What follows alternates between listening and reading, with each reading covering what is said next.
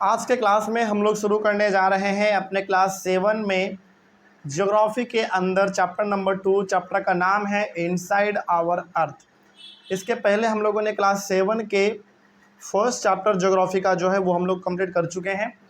आज डिस्कस करेंगे हम लोग क्लास 7 के ज्योग्राफी में चैप्टर नंबर 2। चैप्टर का नाम है इनसाइड आवर अर्थ। चैप्टर में आगे बढ़ने से पहले या फिर चैप्टर को आगे डिस्कस करने से पहले थोड़ा सा पहले हम लोग अपने चैप्टर का मतलब समझेंगे, फिर आगे बढ़ेंगे। चैप्टर का नाम है इनसाइड आवर अर्थ। मतलब हम लोग इस पूरे के पूरे चैप्टर में उन चीज़ों के बारे में बात करने वाले हैं जो हमारे धरती के अंदर है, धरती के अंदर है, इनसाइड है, उसी के बारे में हम लोग बात करेंगे क्योंकि चैप्टर का नाम ही है इनसाइड आवर अर्थ। तो आइए उसके बारे में थोड़ा हम लोग डिस्कस करेंगे। चैप्टर का मतलब समझ में आ गया। चैप्टर का नाम है सिंपल सा इनसाइड आवर अर्थ। मतलब हम लोग अपने इस चैप्टर में उन प्रकार के चीज़ों के बारे में बात करेंगे जो हमारे धरती के अंदर है, यानी कि इनसाइड है। चलिए शुरुआत करते हैं। सबसे पहला टॉपिक है हमारा interior of the earth. Interior of the earth का मतलब हो गया कि धरती के अंदर क्या क्या चीज़ें हैं उनके बारे में डिस्कस करेंगे। सबसे पहला पॉइंट है कि the earth is made up of several concentric layers with one inside another. मतलब कि ये जो हमारा धरती है ना, वो सर्कल के तरह बना हुआ है। सबसे बीच में छोटा सर्कल, फिर उसके बड़ा, उसके ऊपर बड़ा सर्कल, फिर उसके बाद बड़ा सर्कल, फिर और बड़ा सर्कल, फिर और बड़ा सर्कल। इस प्रकार का कॉन्सेंट्रिक लेयर का मतलब हो गया एक के बाद एक लेयर बना हुआ है। इस प्रकार का हमारा धरती दिखता है। जैसे अभी हम लोग डायग्राम के बारे में भी बात करेंगे तो आपको समझ में ज़्यादा आएगा। तो हमारा धरती है वो बेसिकली अलग अलग लेयर से बना हुआ है। अलग अलग लेयर्स का मतलब हुआ पहला लेयर, फिर उसके ऊपर एक और लेयर, फिर उसके ऊपर और एक लेयर, फिर उसके ऊपर और एक लेयर। इस प्रकार से लेयर को जोड़ जोड़ के हमारा धरती बना हुआ है। ठीक है, आगे तो वह यहाँ पे लिखा हुआ था कि the earth is made up of several concentric layers. Concentric layers का मतलब हो गया एक के ऊपर एक, एक के ऊपर एक, इस तरीके से लेयर बना हुआ है, एक के बाद एक। उसी तरीके से हमारा धरती का फॉर्मेशन हुआ है। कितना लेयर होता है? 3 लेयर बेसिकली होता है। आगे हम लोग इसमें बात करेंगे अभी, ठीक ना। आगे यहाँ तक समझ में आ गया। अगला हम लोग बात करेंगे क्रस्ट के बारे में कि आखिर ये क्रस्ट क्या होता है। समझे ध्यान से। क्रस्ट का यहाँ पे डेफिनेशन है the upper most layer over the earth surface is called the crust. धरती का जो सबसे ऊपर वाला हिस्सा दिखता है ना, धरती का सबसे ऊपर वाला हिस्सा, इसी को हम लोग कहते हैं क्रस्ट। हाँ, जिस पे हम लोग चलते हैं, जिस पे हमारा गाड़ी चलता है, जिस पे हम लोग बिल्डिंग बनाते हैं, है ना, सिंपल सा रोड सड़क जो भी है, ये हमारा क्रस्ट कहलाता है। तो धरती का सबसे ऊपर वाला हिस्सा क्या कहलाएगा? क्रस्ट कहलाएगा। ठीक है, आगे it is the thinnest of all the layer. ये बाकी सारे लेयर से सबसे पतला लेयर ये होता है। मतलब कि सबसे पतला लेयर कौन सा होगा?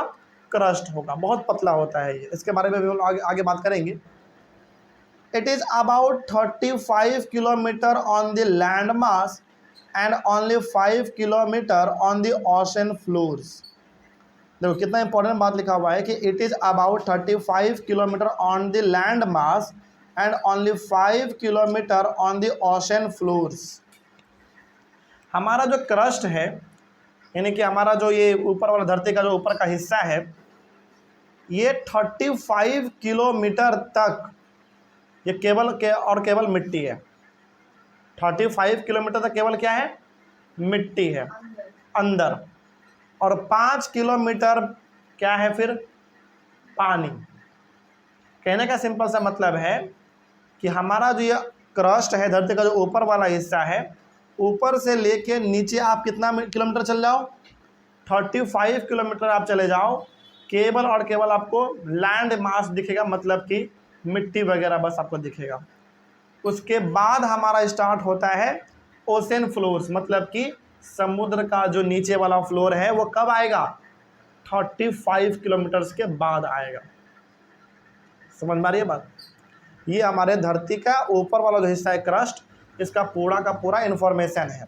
सिंपल सा आप इसको समझिएगा कि क्रस्ट यानी कि जो धरती का ऊपर वाला हिस्सा है, ये ऊपर वाला हिस्सा से लेके नीचे 35 किलोमीटर तक केवल और केवल आपको मिट्टी वगैरह दिखेगा। मिट्टी, कंकड़, पत्थर, बालू, कीचड़, ये सब आपको नीचे 35 किलोमीटर तक दिखेगा।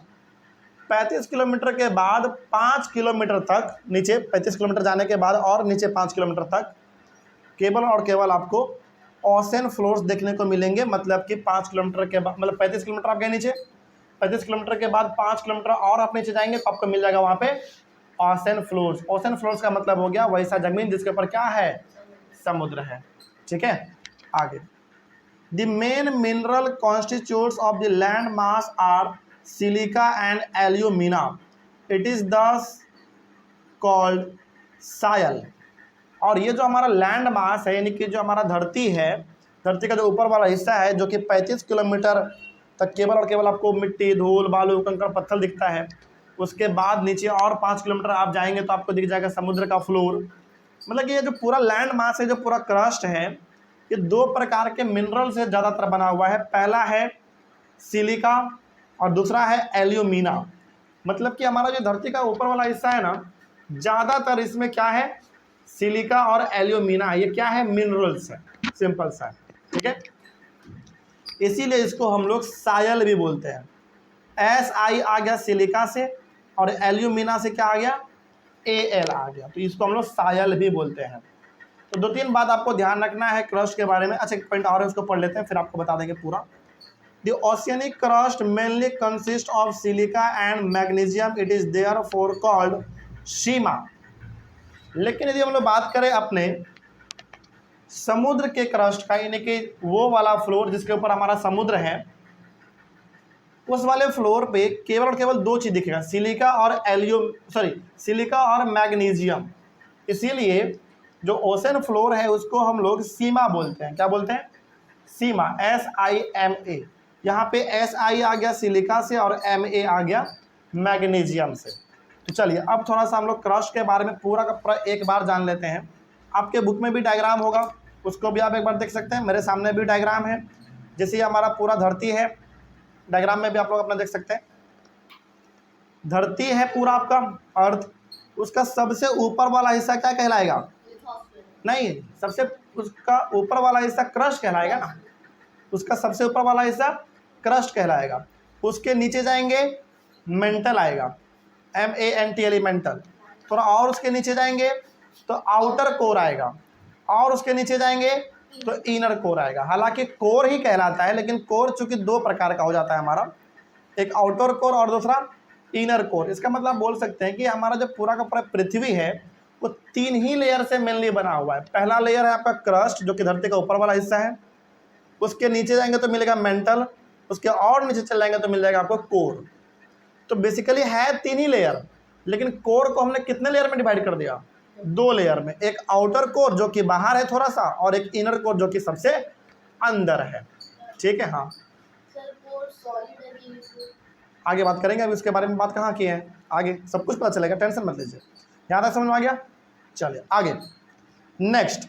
तो 2-3 बातें जो आपको क्रस्ट के बारे में याद रखना है। पहला वो ये कि धरती का जो ऊपर वाला हिस्सा है, ऊपर वाला हिस्सा मतलब जिसपे हम लोग चलते हैं, गाड़ी चलता है, बिल्डिंग बनता है, खेती बाड़ी होती है, जो ऊपर वाला धरती का हिस्सा है, इसी को हम लोग कहते हैं क्रस्ट। क्या बोलेंगे इसको, क्रस्ट बोलेंगे। ओके, उसके बाद ये जो क्रस्ट है ये कहाँ तक फैला हुआ है, तो सिंपल सा ध्यान रखिएगा, धरती का ऊपर वाला हिस्सा से लेके अब 35 किलोमीटर तक नीचे जाओ। 35 किलोमीटर तक आप नीचे जाओगे तो केवल और केवल क्या मिलेगा आपको, मिट्टी ही मिलेगा। मतलब कि मिट्टी, धूल, बालू, कंकड़, पत्थर, है ना, ये सब आपको मिलेगा। धरती का ऊपर वाला हिस्सा से लेके नीचे के 35 किलोमीटर तक आप जाएंगे तो केवल आपको मिट्टी वगैरह ही ये सब दिखेगा।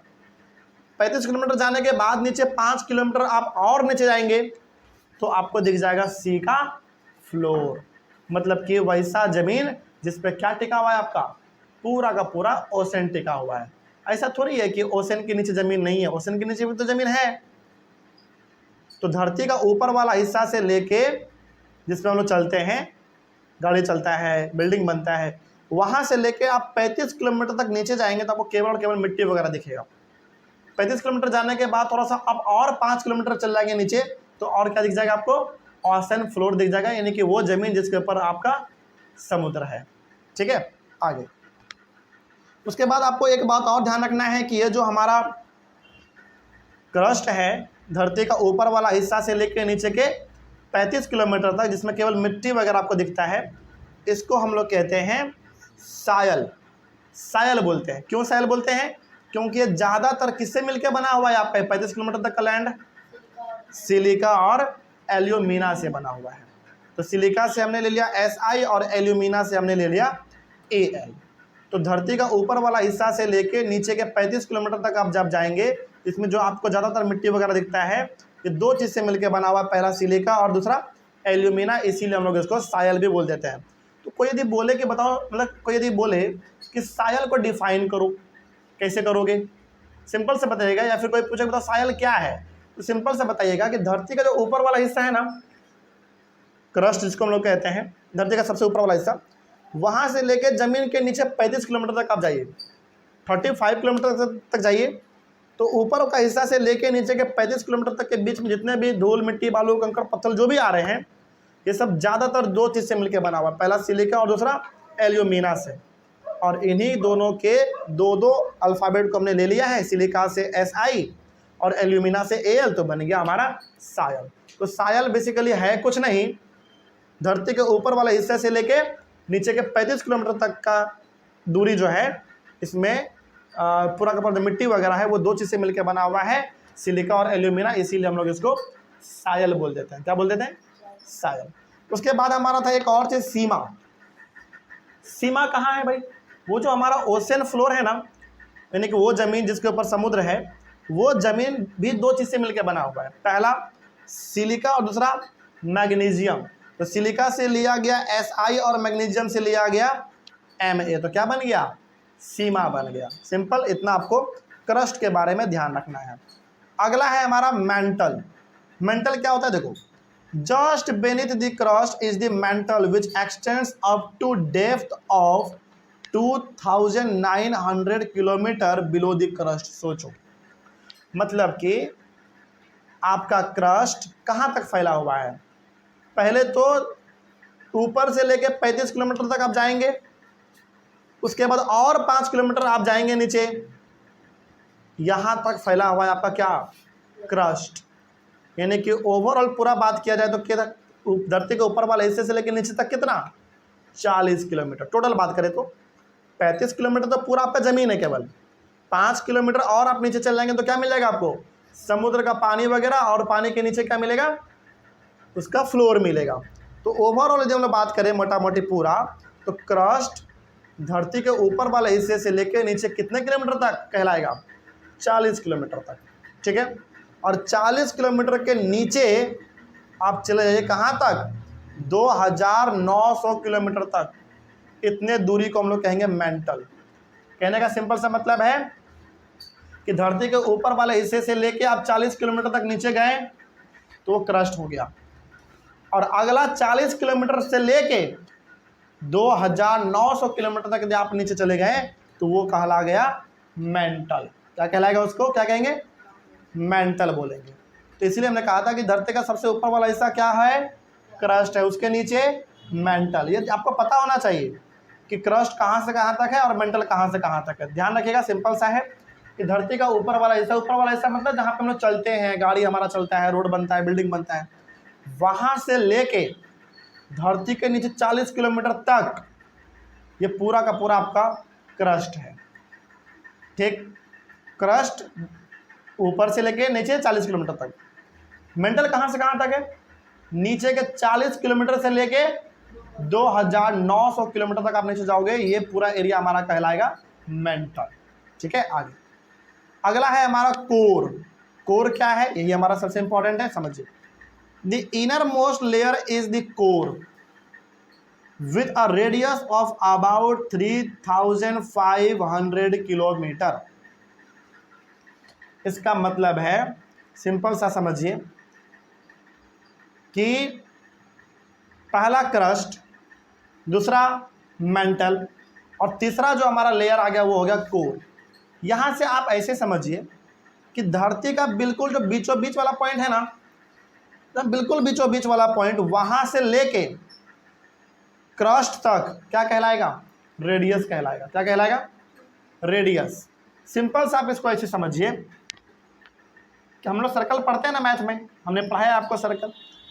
तो ये जो क्रस्ट है वो सर्कल का सबसे बाहर वाला हिस्सा है, वहां से लेके सर्कल के बिल्कुल बीचों बीच वाले पॉइंट तक चले जाइए, वो क्या कहलाता है? रेडियस कहलाता है। तो कोर का दूरी देखो कहां तक फैला हुआ है, मतलब ये कोर का जो रेडियस है वो 3500 किलोमीटर है, यानी कि 3500 किलोमीटर तक इसका रेडियस फैला हुआ है। बस कोर का ये बात कर रहा है। ठीक है, आगे। It is mainly made up of निकल and iron and is called knife. और जो कोर होता है हमारा धरती का नीचे वाला हिस्सा, यानी कि धरती का सबसे नीचे का हिस्सा जो है वो हमारा कोर है, और ये कोर दो चीज से मिलकर बना हुआ है, पहला निकल और दूसरा आयरन। तो इसको हम लोग बोलते हैं नाइफ, NIFE। NI लिया गया निकल से और FE लिया गया है आयरन से। अब आपके मन में सवाल होगा कि सर आयरन में तो IR है। एक बात ध्यान रहे आपको कि आयरन का सिंबल क्या होता है? FE होता है, इसीलिए यहाँ पे आयरन का सिंबल इस्तेमाल किया गया है। निकल के लिए लिया गया NI और आयरन का सिंबल होता है FE, तो वहां से इसका ले लिया गया FE। तो सिंपल सा है कि धरती का जो सबसे नीचे का हिस्सा है जिसको हम लोग कोर बोलते हैं, वो दो चीज से मिलकर बना हुआ है, पहला निकल और दूसरा आयरन। तो इसको हम लोग बोलते हैं नाइफ।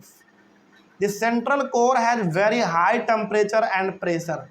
बीच वाला जो हमारा पार्ट है, सबसे बीच वाला पार्ट कोर का, वहाँ पे टेम्परेचर बहुत ज़्यादा हाई होता है और प्रेशर भी बहुत ज़्यादा हाई होता है। अब अमृत ने जो सवाल पूछा था कि सर कोर हमारा लिक्विड होता है कि सॉलिड होता है, ध्यान रहे कोर पूरी तरीके से लिक्विड होता है। क्या होता है?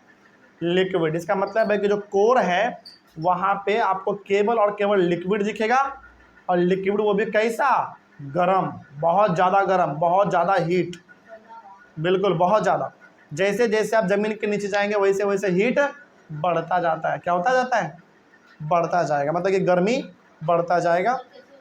बहुत अंदर है ना, बहुत ज़्यादा अंदर है। अंदर में ज़मीन के नीचे बहुत सारे प्रकार के रिएक्शन हमेशा होते रहते हैं, वो हम लोगों को पता नहीं चलता है, वो अलग बात है, लेकिन नीचे रिएक्शन लगातार चल रहा होता है। ठीक है, इसी की वजह से वो उतना ज़्यादा गर्म हो जाता है। ठीक है, आगे थोड़ा सा और आगे बात करते हैं हम लोग। तो ये हो गया हमारा पूरा का पूरा कोर के बारे में, पूरा कहानी समझ में आया। तो सिंपल सा ध्यान रखना है कोर में कि the inner most layer of the core with a radius of about 3500 kilometre. मतलब कोर का जो रेडियस है, कोर का रेडियस सिंपल सा मतलब हो गया, देखो हालांकि होता कोर एक ही है, लेकिन हम लोग इसको दो हिस्से में बांट लेते हैं, पहला आउटर कोर और दूसरा इनर कोर। इसका जो रेडियस होता है, केवल कोर का रेडियस का बात कर रहे हैं हम, हालांकि ये हमारा पूरा का पूरा सर्कल का बाहर वाला पॉइंट से लेके अंदर तक क्या कहलाता है? रेडियस कहलाता है। रेडियस ये पूरे सर्कल का रेडियस हुआ, लेकिन केवल यहाँ पे बात क्या है किसका रेडियस? कोर का रेडियस, केवल कोर का रेडियस। इसका मतलब बिल्कुल बीचों बीच वाले पॉइंट से लेके यहाँ तक। हालांकि ये आउटर कोर है और ये इनर कोर है, लेकिन दोनों को एक साथ क्या बोलेंगे हम लोग? कोर बोल देंगे। तो इसके बिल्कुल बीचों बीच वाले पॉइंट से लेके यहाँ तक का जो रेडियस है वो लगभग 3500 किलोमीटर है। 3500 किलोमीटर है। चलिए अब जरा आप इसको ऐसे भी समझिएगा, ऐसे भी समझिएगा कि क्रस्ट कितना किलोमीटर तक था? 40, टोटल मान के चले तो 40 था। क्रस्ट 40 किलोमीटर तक था। 40 किलोमीटर से लेके 2900 किलोमीटर तक क्या है? मेंटल है। ठीक, यानी कि ये पूरा हो गया आपका 40 किलोमीटर। अभी हम लोग ड्रॉ करके भी देख लेंगे, हालांकि डायग्राम में देख लीजिए बस। यहाँ पे क्रस्ट है पूरा का पूरा आपका 40 किलोमीटर तक। 40 किलोमीटर से लेके पूरा 2900 तक क्या है? मेंटल है। इट मीन्स यहाँ से लेके यहाँ तक 2900 किलोमीटर हो गया, और वो हो गया हमारा मेंटल। ठीक, उसके बाद यहाँ से लेके मेंटल से लेके और आगे आपको कहाँ तक जाना है? 3500 तक जाना है, वो कहलाएगा आपका कोर। सिंपल। यानी कि क्रस्ट जो कि छोटा लेयर होता है धरती का, तो वो 40 किलोमीटर तक ही हो जाता है, बस वो 40 किलोमीटर तक में खत्म। 40 किलोमीटर से लेके 2900 किलोमीटर तक आपका क्या जाएगा, केवल मेंटल जाएगा। यहाँ तक हो गया आपका मेंटल, और मेंटल के बाद जस्ट क्या स्टार्ट होता है, कोर। तो यहाँ से लेके नहीं कि कोर से लेके, यहाँ से लेके बिल्कुल कोर के बिल्कुल बीचों बीच वाले पॉइंट तक कितना तक जाना है आपको, 3500 किलोमीटर तक जाना है। इसका सिंपल सा मतलब है कि मेंटल तक तो आपका पूरा गया था 2900, आपको और कितना जाना है फिर, सोचो, 600 किलोमीटर जाना है आपको। यानी कि जीरो से लेके 40 किलोमीटर तक आपका होगा क्रस्ट, 40 किलोमीटर से लेके 2900 किलोमीटर तक हो गया आपका मेंटल, और 2900 किलोमीटर से लेके 3500 किलोमीटर यानी कि 3500 किलोमीटर तक हो गया आपका कोर। पूरा बात समझ में आ गया। और इसी कोर में आपका दोनों चीज़ है, आउटर कोर भी और इनर कोर भी, ध्यान रहेगा, कोई दिक्कत इसमें। चलिए, तो एक बार पूरा मोटा मोटी कहानी आपको बता देते हैं, समझिएगा ध्यान से। क्रस्ट कितना किलोमीटर तक है, 40 किलोमीटर तक। यानी कि धरती का ऊपर वाला हिस्सा से लेके धरती के नीचे आप कहाँ तक चल जाओ, 40 किलोमीटर चल जाओ, वहाँ तक कहलाएगा क्रस्ट। 40 किलोमीटर से लेके 2900 तक आप चले जाओ, वो क्या कहलाएगा, मेंटल कहलाएगा। और तो यहाँ पे जो लाल वाला डायग्राम है ये पूरा का पूरा मेंटल है, और मेंटल के जस्ट बाद स्टार्ट होता है आपका कोर। हालांकि ये आउटर कोर है और ये इनर कोर है, लेकिन है तो कोर ही ना।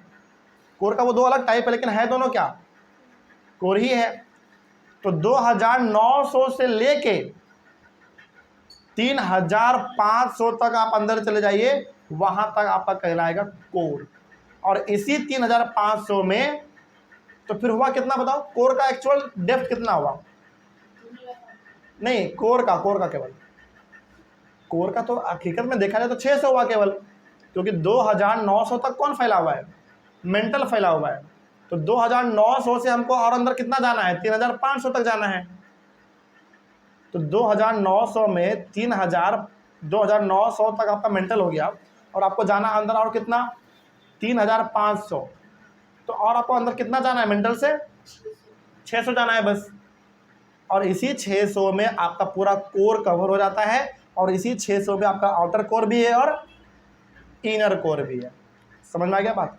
इसका मतलब आप बोल सकते हैं कि धरती का ऊपर वाला हिस्सा से लेके, जिसको हम लोग क्रस्ट बोलते हैं, वहां से लेके धरती के नीचे आप जाओ 3500 किलोमीटर, तब आप जाके धरती के बिल्कुल बीच वाले पॉइंट पे पहुंचेंगे। धरती के बीच वाले पॉइंट पे आप पहुंचेंगे। इस तरीके से हमारा ये पहला वाला टॉपिक कंप्लीट हुआ। कोई दिक्कत इसमें, समझ में आ गया बात। चलिए, नेक्स्ट टॉपिक है हमारा रॉक्स एंड मिनरल्स। इसको हम लोग अपने अगले वाले क्लास में डिस्कस करेंगे। तब तक के लिए thank you very much. Next topic discuss करेंगे हम लोग अपने इस चैप्टर के अंदर, रॉक्स एंड मिनरल्स।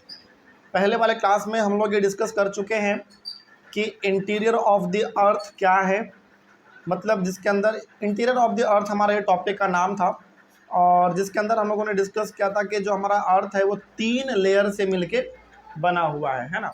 पहला था क्रस्ट, दूसरा था मेंटल, और तीसरा था कोर। यहाँ तक में कोई डाउट नहीं किसी को, समझ में आ गया था सबको। चलिए, बहुत अच्छा है।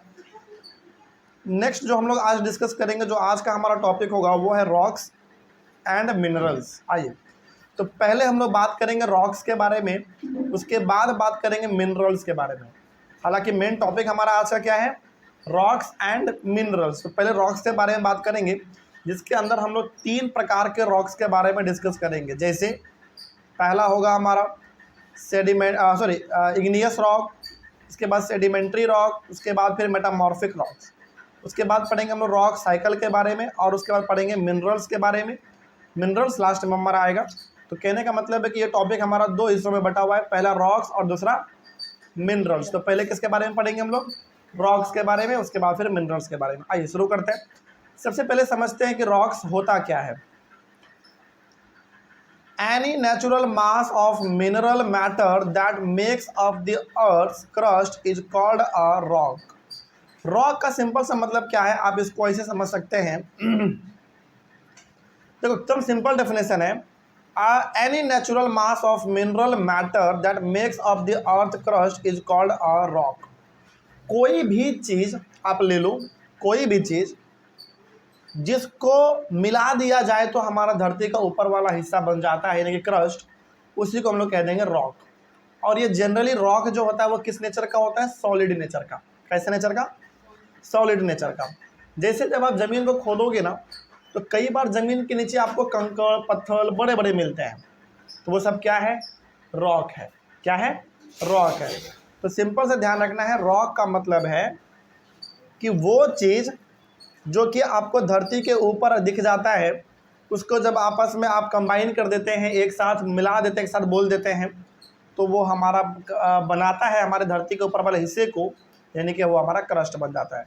कहने का मतलब है कि क्रस्ट जो है हमारा धरती का जो ऊपर वाला हिस्सा है, वो बहुत ही छोटे छोटे चीज़ों से मिलके बना हुआ है। उन्हीं छोटे चीज़ों को हम लोग क्या बोलते हैं? रॉक बोलेंगे। ओके, मतलब कि ये जो हमारा धरती का ऊपर वाला हिस्सा आपको दिखता है क्रस्ट, ये बहुत ही छोटे छोटे चीज़ों से मिल के बना हुआ है, जो कि नेचुरल है, मतलब अपने आप वो आया है, हम लोग उसको नहीं बनाए हैं। जैसे आप जब ज़मीन को खोदोगे तो ज़मीन के नीचे धूल भी है, मिट्टी भी है, बालू भी है ना, कंकड़ पत्थर हर प्रकार का चीज़ है। तो क्या ये सब हम लोगों ने बनाया है क्या? नहीं, ये अपने आप आया है, नेचर के द्वारा दिया गया है। तो इन्हीं सब चीज़ों को हम लोग एक साथ क्या बोल देते हैं? रॉक्स बोल देते हैं। सिंपल।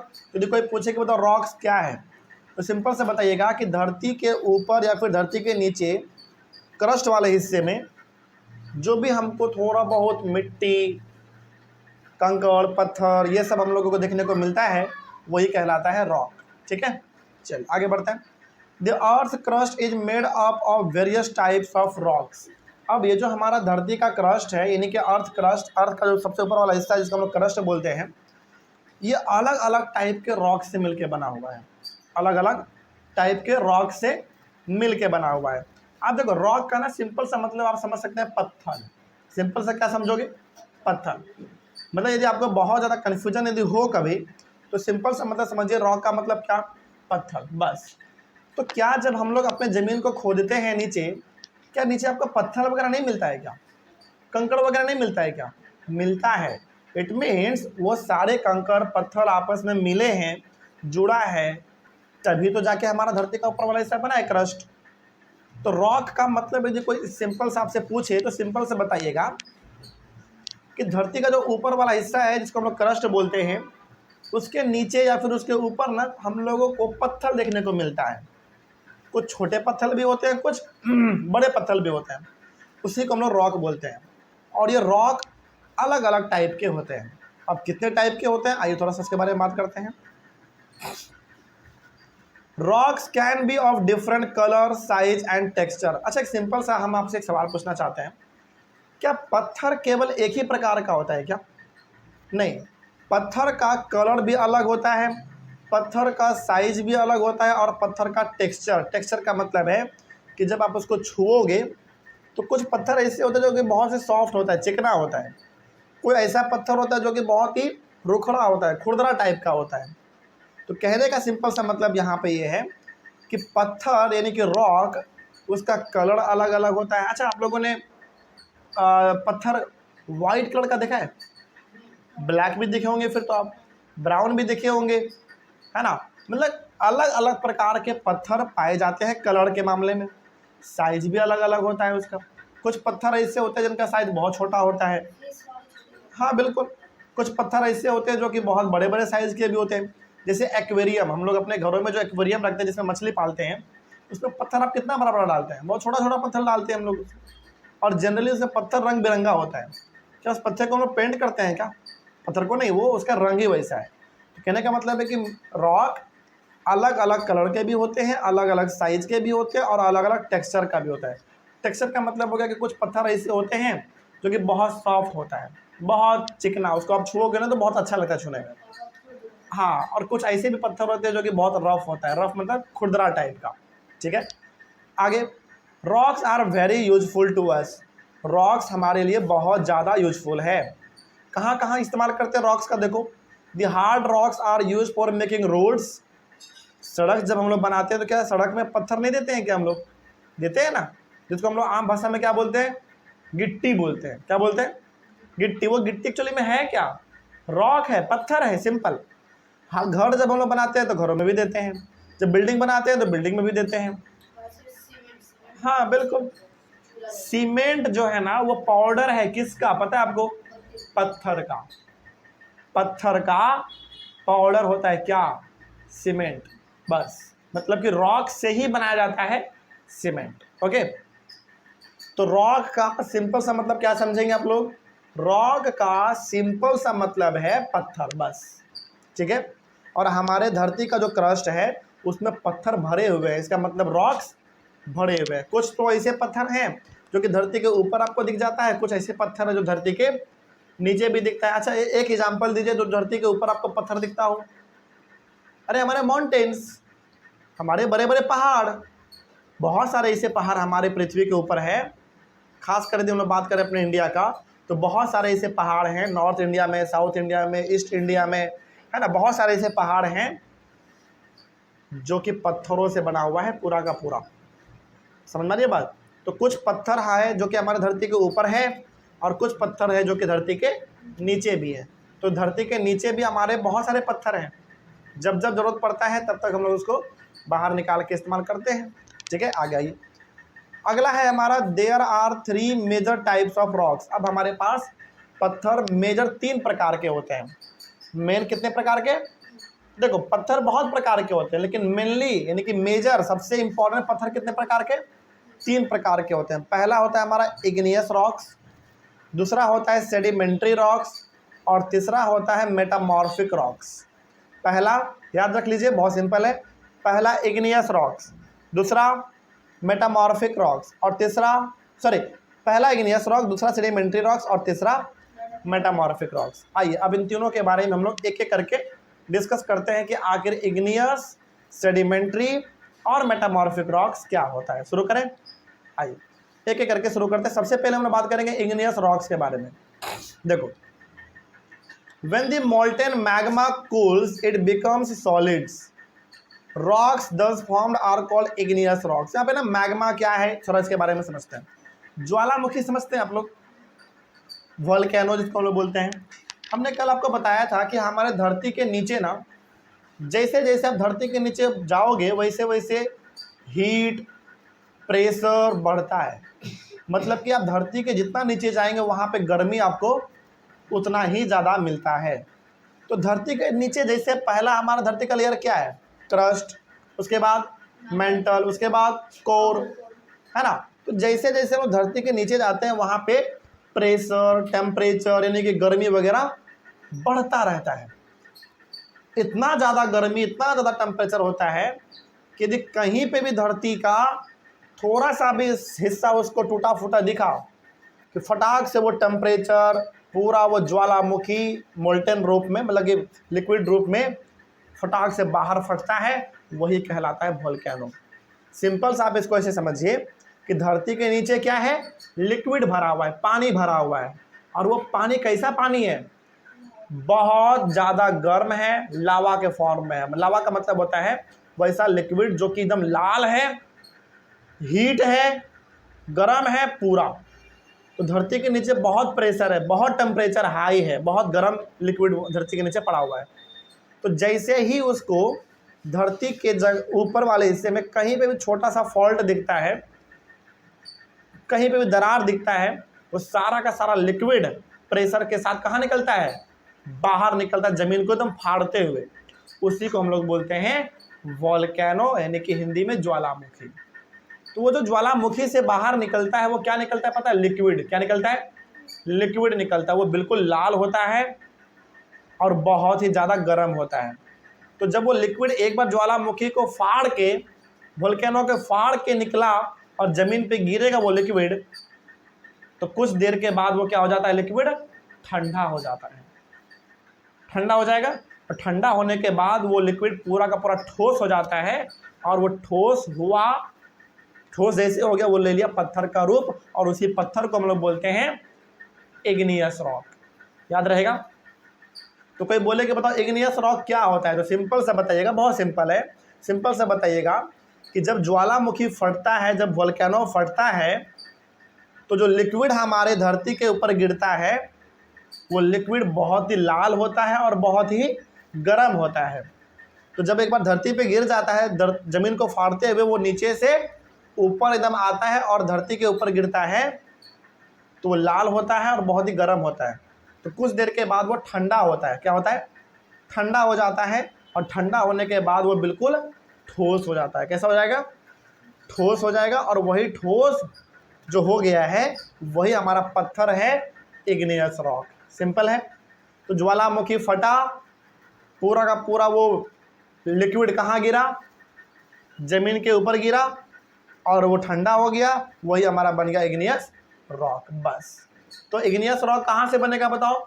ज्वालामुखी फटने के बाद जो लिक्विड धरती के नीचे से बाहर आएगा, उसी से हमारा इग्नियस रॉक बनेगा। सिंपल है। आगे, they are also called primary rocks. इसको हम लोग प्राइमरी रॉक्स भी बोलते हैं। प्राइमरी रॉक्स इसलिए बोलते हैं क्योंकि पत्थर का शुरुआत ही यहीं से होता है। आगे आप और दो पत्थर पढ़ेंगे, सेडिमेंट्री और मेटामॉर्फिक, लेकिन पहला पत्थर कौन सा हुआ?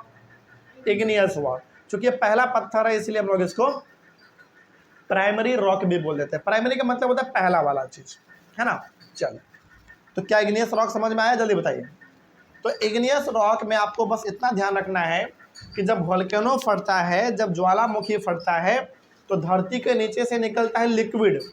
उसको हम लोग क्या बोलते हैं? मोल्टेन मैग्मा बोलते हैं। क्या बोलते हैं?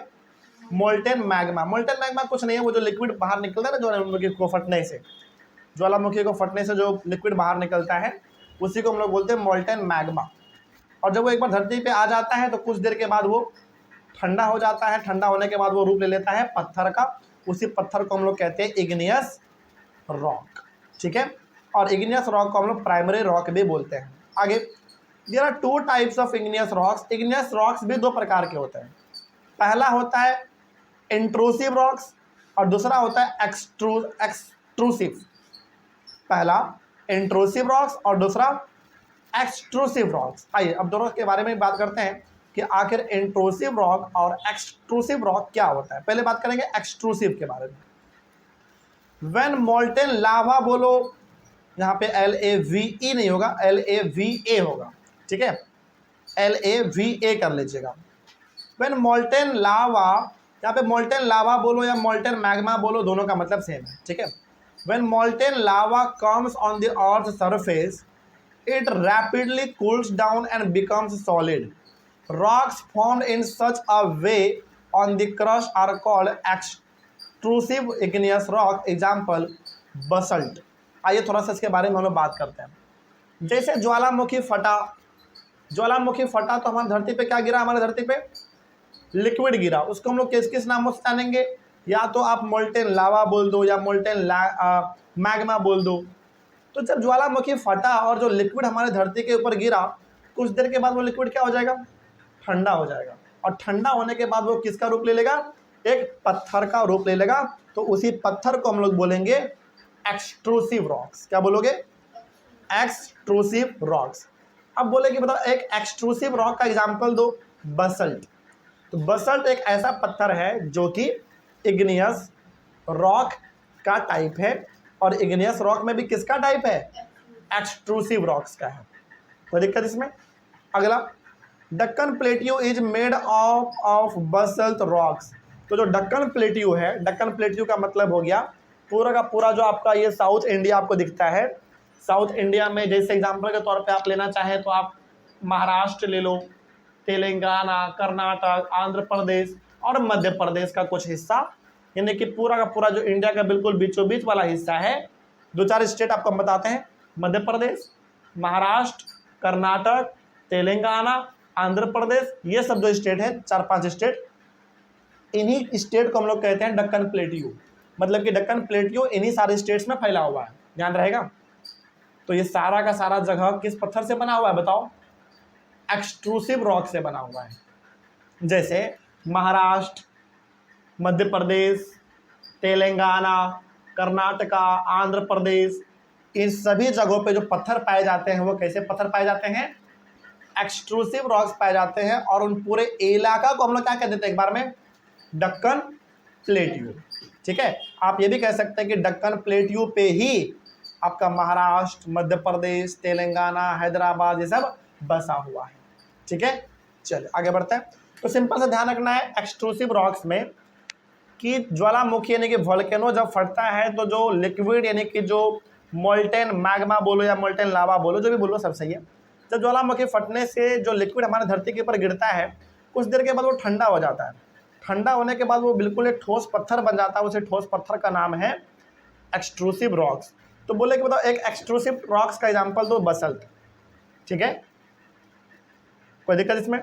और जो पूरा का पूरा दक्कन प्लेट्यू है, मतलब कि मध्य प्रदेश का इलाका, फिर से महाराष्ट्र का, कर्नाटक का, तेलंगाना का, आंध्र प्रदेश का, ये सारा का सारा जो इलाका है यहाँ पे जितने भी पत्थर पाए जाते हैं वो सारा का सारा कैसा है? बसल्ट रॉक्स है। बसल्ट रॉक्स है, कोई डाउट इसमें? आगे अगला है इंट्रूसिव रॉक्स। ये क्या होता है देखो, sometimes the molten magma cools down deep inside the earth crust. Solid rocks so formed are called intrusive igneous rocks. कई बार क्या होता है ना कि जो लिक्विड धरती पे गिरता है वोल्केनो के फटने से, वो कई बार इतना ज़्यादा जोर से गिरता है, बहुत दूर फटता है ना, मतलब कि जब ज्वालामुखी फटता है तो जो लिक्विड है वो बहुत दूर आसमान में जाता है, उसके बाद फिर वो बहुत रफ्तार से नीचे आता है धरती में, धरती की ओर। तो कई बार वो इतने रफ्तार में आता है ना कि धरती को तो हम चीड़ के नीचे चल जाता है। मतलब इतने रफ्तार में वो लिक्विड ज्वालामुखी जो फटा उससे जो लिक्विड निकला हमारा एकदम गर्म वाला लाल वाला लिक्विड, वो कई बार इतना रफ्तार से नीचे गिरता है धरती की ओर कि कई बार वो धरती को फाड़ते हुए चिरते हुए धरती के नीचे चल जाता है। तो बताओ फिर वो ठंडा होगा कहाँ पे, धरती के ऊपर या धरती के नीचे? धरती के नीचे। तो धरती के नीचे जब ये पत्थर ठंडे होते हैं तो उस समय पे उस पत्थर को हम लोग कहते हैं इंट्रूसिव रॉक्स। तो जो पत्थर धरती के ऊपर ही ठंडा हो जाए और धरती के ऊपर ही आपको दिख जाए, वो हो गया हमारा एक्सट्रूसिव रॉक्स। ठीक, लेकिन जो पत्थर धरती के नीचे जाके ठंडा हो जाए, और वो नीचे जाता कैसे है? बहुत तेजी से गिरता है और धरती को फाड़ते हुए नीचे चल जाता है। बहुत नीचे नहीं जाता है लेकिन कुछ धरती के नीचे चल जाता है कुछ दूर तक। तो गड्ढा बन जाता है। हाँ, गड्ढा बन जाता है बिल्कुल। तो वो धरती के नीचे जाके ठंडा होगा फिर, तो उस पत्थर को हम लोग कहेंगे इंट्रूसिव रॉक्स। कोई दिक्कत? तो कोई पूछे कि बताओ इंट्रूसिव रॉक्स का मतलब क्या है, तो सिंपल से बताइएगा, इंट्रूसिव रॉक्स का मतलब है जब वोल्केनो फटा, उसका जो लिक्विड है धरती पे जब वो गिरता है तो वो धरती के नीचे चल जाता है। क्यों? क्योंकि बहुत तेजी में गिरता है, बहुत रफ्तार के साथ गिरता है, तो धरती को फाड़ के वो नीचे चल जाता है। तो धरती के नीचे ही वो जाके ठंडा होगा फिर। तो धरती के नीचे जाके वो ठंडा हुआ और वहीं पे बन गया एक सॉलिड पत्थर। तो उसी पत्थर को हम लोग कहते हैं इंट्रूसिव रॉक्स। इसका एग्जाम्पल पूछे तो ग्रेनाइट।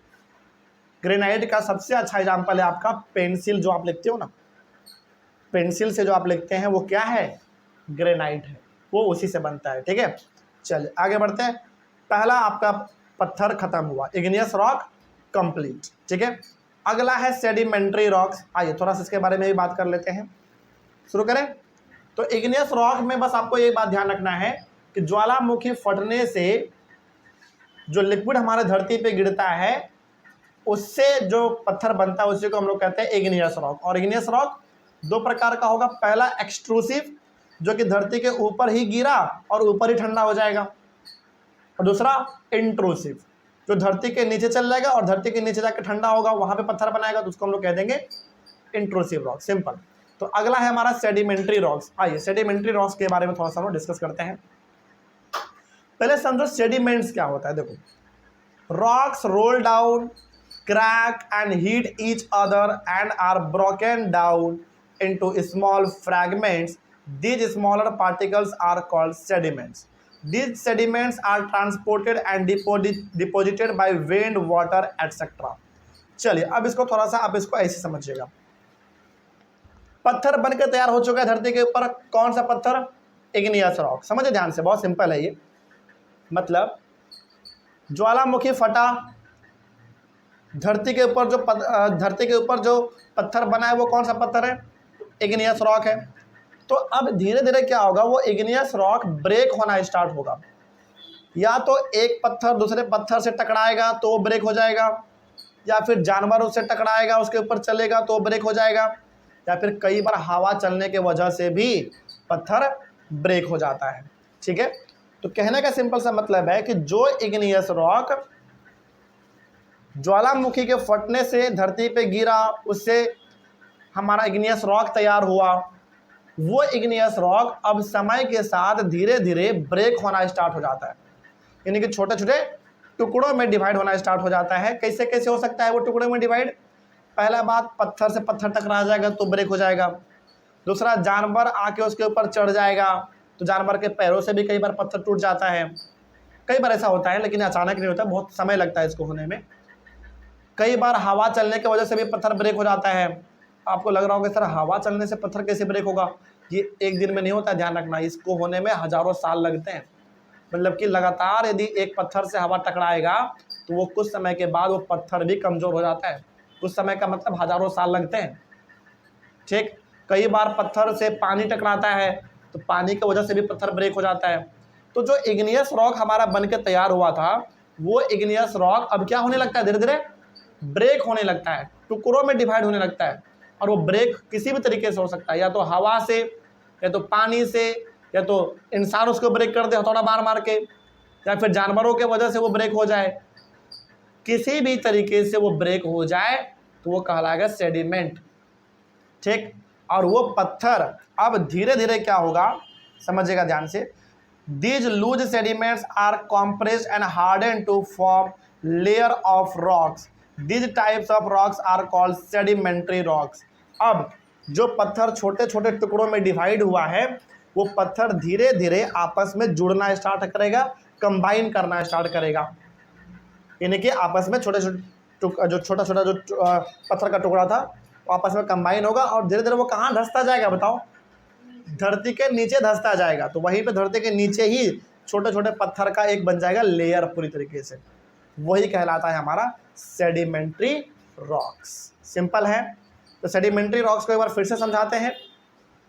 इग्नियस रॉक कैसे बना आपको पता चल गया। ज्वालामुखी फटा, वोल्केनो फटा, लिक्विड हमारे धरती के ऊपर गिरा, वो लिक्विड गर्म होता है, पूरा लाल होता है, वो ठंडा हो जाता है तो बन जाता है हमारा इग्नियस रॉक।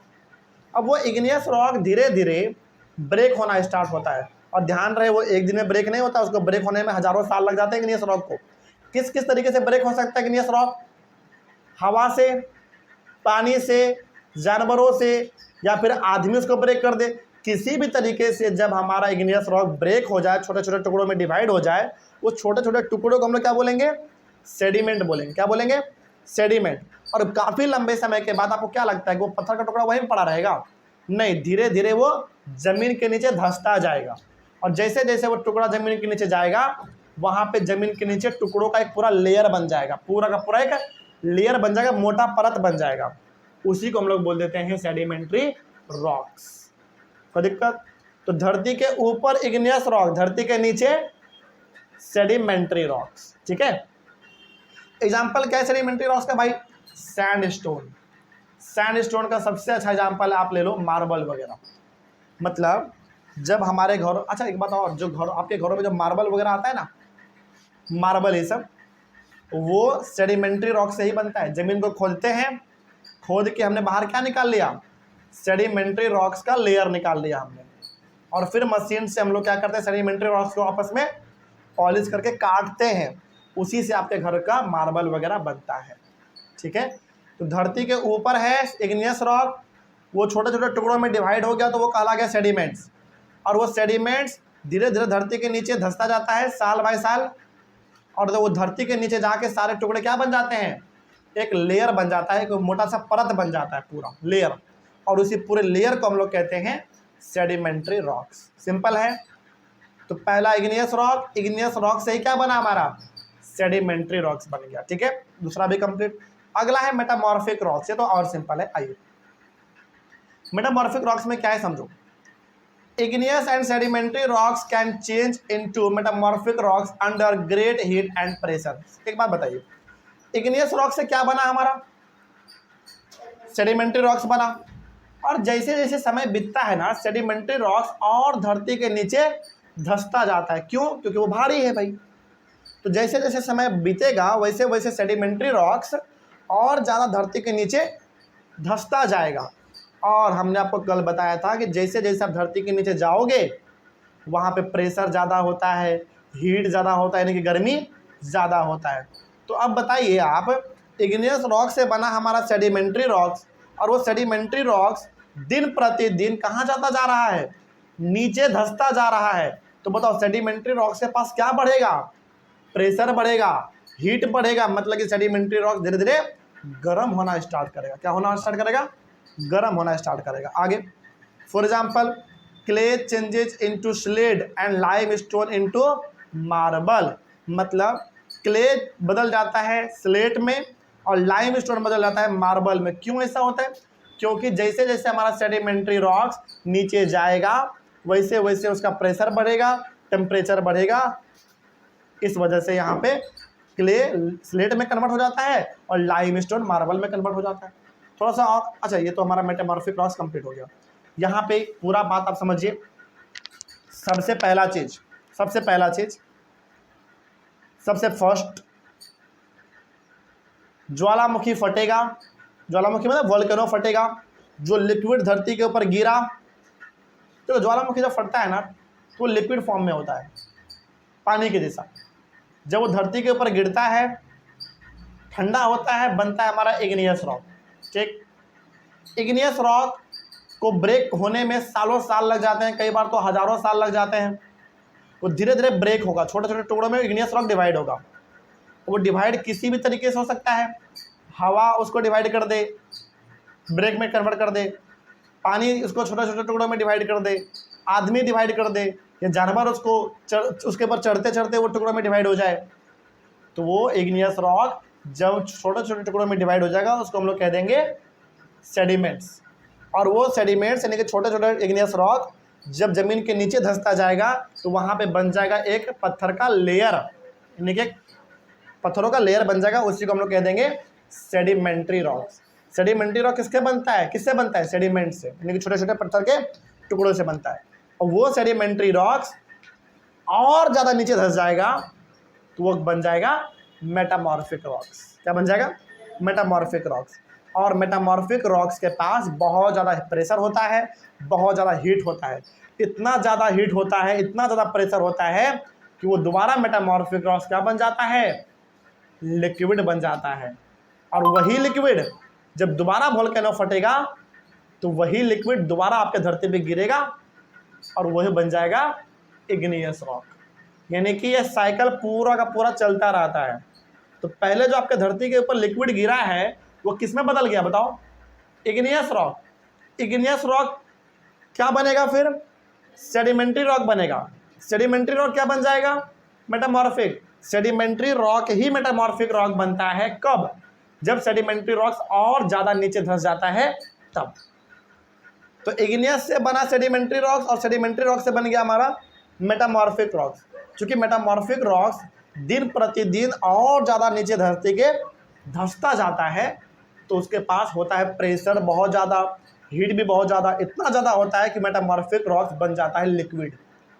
यानी कि था वो पहले क्या? सॉलिड, लेकिन उसके पास प्रेशर इतना ज़्यादा है, टेम्परेचर यानी कि वहाँ पे गर्मी इतना ज़्यादा है कि मेटामॉर्फिक रॉक्स क्या बन जाता है? दोबारा लिक्विड बन जाता है, यानी कि मोल्टेन मैग्मा बन जाता है। और वही मैग्मा जब दोबारा वोल्केनो फटता है तो दोबारा वही लिक्विड के फॉर्म में बाहर आता है और फिर वही क्या बन जाता है बताओ? Igneous rock. और फिर वही इग्नियस रॉक क्या बनेगा? Sedimentary rock. और फिर सेडिमेंट्री रॉक्स क्या बनेगा? Metamorphic rocks. फिर मेटामॉर्फिक रॉक्स क्या बनेगा?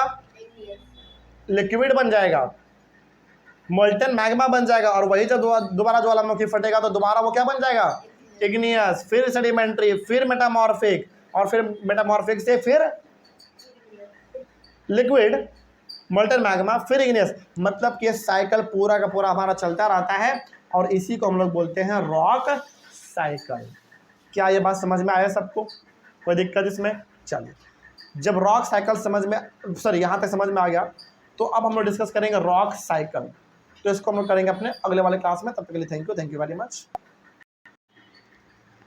नेक्स्ट डिस्कस करेंगे हम लोग रॉक साइकिल के बारे में। हालांकि हम लोगों ने पिछले वाले क्लास में डिस्कस किया igneous rock, sedimentary rock, metamorphic rocks, इतना जब आप समझ चुके हैं तो आपको रॉक साइकिल समझ में आ गया होगा।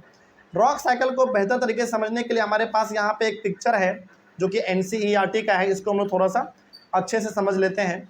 हमने आपको बताया था कि पहले जब वोल्केनो फटता है, ध्यान से आप समझेंगे, सुनेंगे और डायग्राम को भी देखते रहेंगे। एनसीईआरटी में भी ये डायग्राम है, तो ध्यान से उसको सुनते चलिए बस। हमने बोला था कि जब वोल्केनो फटता है, ये हमारा वोल्केनो है, वोल्केनो जब फटता है तो क्या निकलता है धरती के ऊपर, क्या आता है बताओ? मैग्मा, मोल्टन मैग्मा, जिसको हम लिक्विड भी बोल सकते हैं, ठीक है। यानी कि जब वोल्केनो फटता है तो धरती के ऊपर आता है क्या? मैग्मा आता है। सिंपल सा आप ऐसे समझिए कि जब वोल्केनो फटता है तो जो मोल्टेन मैग्मा जो कि वोल्केनो के अंदर है, वो एकदम वोल्केनो को फाड़ते हुए, ज्वालामुखी को फाड़ते हुए धरती के ऊपर गिरता है। तो वही मोल्टेन मैग्मा क्या बन जाता है ठंडा होने के बाद? इग्नियस रॉक बन जाता है। तो वो यहाँ पे इग्नियस रॉक है। इग्नियस रॉक फिर बाद में आके छोटे छोटे टुकड़ों में डिवाइड होता है, तो वो क्या कहलाएगा? सेडिमेंट्स कहलाएगा। ये सेडिमेंट्स धरती के नीचे धंसते जाता है, फिर वहाँ पे सारे टुकड़ों को मतलब सारे सेडिमेंट्स धरती के नीचे जब चला जाता है तो आपस में कंबाइन हो जाता है, पूरा का पूरा एक लेयर बन जाता है टुकड़ों का, छोटे छोटे पत्थरों का एक लेयर बन जाता है। वो क्या कहलाता है? सेडिमेंट्री रॉक्स कहलाता है। सेडिमेंट्री रॉक्स थोड़ा सा और जमीन के नीचे धंस जाएगा तो वो क्या कहला जाएगा? वो बन जाएगा हमारा मेटामॉर्फिक रॉक्स। और मेटामॉर्फिक रॉक्स बाद में फिर दोबारा बन जाता है हमारा मैग्मा, मोल्टेन मैग्मा बन जाता है। और फिर दोबारा ये मैग्मा फटता है तो बनेगा इग्नियस रॉक, इग्नियस से फिर सेडिमेंट्स, सेडिमेंट से सेडिमेंट्री रॉक्स, फिर मेटामॉर्फिक, और फिर मेटामॉर्फिक कन्वर्ट हो जाएगा किसमें? मैग्मा में। यही है आपका रॉक साइकिल। बस समझ में आ गया बात? तो बस एक बार और समझाएंगे क्योंकि बहुत इंपॉर्टेंट है और बहुत सिंपल भी है। जब भी ज्वालामुखी फटेगा तो जो मैग्मा निकलेगा, यानी कि जो लिक्विड निकलेगा, जैसे वो धरती पे गिरेगा वो ठंडा होना स्टार्ट हो जाएगा। ठंडा होने के बाद जो सॉलिड पत्थर बनेगा, वो पत्थर का नाम क्या कहलाएगा? Igneous rock. और इग्नियस रॉक को ब्रेक होने में सालों साल लग जाते हैं, कई बार तो हज़ारों साल लग जाते हैं। वो छोटे छोटे टुकड़ों में डिवाइड हो जाएगा, उसको हम लोग बोल देंगे सेडिमेंट्स। बाद में सेडिमेंट्स धरती के नीचे धंसता जाता है, और धरती के नीचे जितना ज़्यादा सेडिमेंट्स जमा होगा उन सभी को मिला के बन जाता है हमारा एक लेयर, परत, जिसको हम लोग बोल देते हैं सेडिमेंट्री रॉक्स। और वो सेडिमेंट्री रॉक्स और धीरे धीरे जमीन के नीचे जाएगा, वो अब सेडिमेंट्री रॉक्स क्या बन जाएगा? मेटामॉर्फिक रॉक बन जाएगा। और मेटामॉर्फिक रॉक्स के पास बहुत ज़्यादा हीट होता है, टेम्परेचर होता है, प्रेशर होता है, तो वो दोबारा बन जाता है मैग्मा। और वही मैग्मा फिर दोबारा वोल्केनो जब फटेगा तो क्या बन जाएगा? इग्नियस रॉक बन जाएगा। बस यही है आपका रॉक साइकिल। बीच वाला पॉइंट क्या है उसको आपको इग्नोर कर देना है, समझना है यदि आपको अच्छे से रॉक साइकिल तो समझ में आ गया। बस चल, वही यहाँ पे लिखा हुआ है रॉक साइकिल क्या है? The process of transformation of the rock from one to another is known as rock cycle. मतलब कि जब आप एक रॉक को दूसरे प्रकार के रॉक में कन्वर्ट कर देते हैं, ये पूरा का पूरा जो प्रोसेस है, पूरा का पूरा जो साइकिल है, इग्नियस से सेडिमेंट्री, सेडिमेंट्री से मेटामॉर्फिक, फिर मेटामॉर्फिक से मैग्मा, मैग्मा से फिर इग्नियस, फिर सेडिमेंट्री, मेटामॉर्फिक, ये पूरा का जो पूरा ट्रांसफॉर्मेशन, जो पूरा प्रोसेस है, इसी को हम लोग कहते हैं रॉक साइकिल। क्या बोलेंगे? Rock cycle. अगला, when the molten magma cools it solidifies to become igneous rock. वही बात है जो हमने बोला आपको कि जब मैग्मा एक बार धरती पे गिरेगा और वो ठंडा हो जाएगा तो क्या बन जाएगा? इग्नियस रॉक बन जाएगा।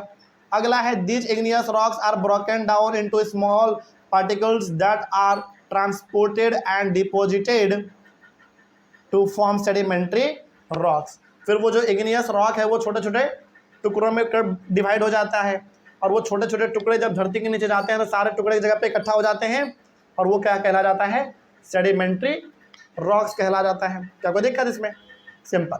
तो पहला ज्वालामुखी फटा, मैग्मा गिरा कहाँ पे? धरती के ऊपर गिरा, ठंडा हुआ, बन गया हमारा इग्नियस रॉक। इग्नियस रॉक धीरे धीरे ब्रेक होता चला गया, वो कहला गया हमारा सेडिमेंट्स। सेडिमेंट्स सारे एक जगह पे इकट्ठा हुए धरती के नीचे, वो हमारा कहला गया सेडिमेंट्री रॉक्स। सिंपल है, इतना ही सिंपल है। अगला, when the igneous and sedimentary rocks are subjected to heat and pressure they change into metamorphic rocks. मतलब कि जो आपका सेडिमेंट्री रॉक्स बनकर तैयार हुआ है धरती के नीचे, उसको जब हीट और प्रेशर बहुत ज़्यादा मिल जाता है ज़मीन के नीचे, तो वही सेडिमेंट्री रॉक्स आपका क्या बन जाता है? मेटामॉर्फिक रॉक्स बन जाता है। और फिर बाद में उस मेटामॉर्फिक रॉक्स को और हीट और प्रेशर और टेम्परेचर मिलता है, तो वो दोबारा बन जाता है आपका मैग्मा। क्या बनेगा? मैग्मा यानी कि लिक्विड बन जाएगा, और फिर जब ज्वालामुखी फटेगा तो वही मैग्मा दोबारा आपका इग्नियस रॉक बन जाएगा। ठीक है, इस तरीके से पूरा का पूरा हमारा रॉक साइकिल चलता रहता है। अगला है the metamorphic rocks which are still under great heat and pressure melt down to form molten magma. वही बात है यहाँ पे कि बाद में मेटामॉर्फिक रॉक्स को और हीट और प्रेशर मिलता है, क्योंकि धरती के नीचे क्या है, हीट, टेम्परेचर, प्रेशर बहुत ज़्यादा है, तो वही मेटामॉर्फिक रॉक्स किसमें कन्वर्ट हो जाता है बताओ, मैग्मा में कन्वर्ट हो जाएगा। और वही मैग्मा जब दोबारा ज्वालामुखी फटेगा तो जमीन के ऊपर गिरेगा, और जब एक बार जमीन के नीचे वो ऊपर गिर गया तो वो फिर इग्नियस रॉक बन जाएगा। इसी तरीके से हमारा रॉक साइकिल चलता रहता है। अगला है this molten magma again can cool down and solidifies into igneous rock. तो जब एक बार मैग्मा धरती के ऊपर गिरेगा, ठंडा होगा, तो वो दोबारा बन जाएगा इग्नियस रॉक। सिंपल है। तो अब आपने रॉक साइकिल में कुछ इंपॉर्टेंट पॉइंट को भी पढ़ लिया, आपने डायग्राम को भी देख लिया, पूरा समझ में आ गया होगा। कोई दिक्कत अब इसमें किसी को भी? सिंपल से समझना है, मैग्मा मतलब ज्वालामुखी फटेगा तो मैग्मा गिरेगा कहाँ पे? मैग्मा मतलब लिक्विड, सिंपल सा। वो लिक्विड होता कैसा है? बहुत लाल होता है, बहुत हीट होता है। वो मैग्मा गिरेगा धरती के ऊपर, वो मैग्मा ठंडा होगा तो बनेगा हमारा इग्नियस रॉक। इग्नियस रॉक छोटे छोटे टुकड़ों में डिवाइड हो जाएगा, बन जाएगा हमारा सेडिमेंट्स। सेडिमेंट्स आपस में जुड़ जाएगा धरती के नीचे, बन जाएगा हमारा सेडिमेंट्री रॉक्स। सेडिमेंट्री रॉक्स क्या बन जाएगा फिर बाद में? Metamorphic rocks. मेटामॉर्फिक रॉक्स को और हीट, टेम्परेचर, प्रेशर वगैरह मिलेगा, वो क्या बन जाएगा? मैग्मा। फिर वो मैग्मा धरती के ऊपर गिरेगा, इग्नियस रॉक बन जाएगा, फिर सेडिमेंट, सेडिमेंट्री, मेटामॉर्फिक, ऐसा ही हमारा चलता रहता है। This is known as rock cycle.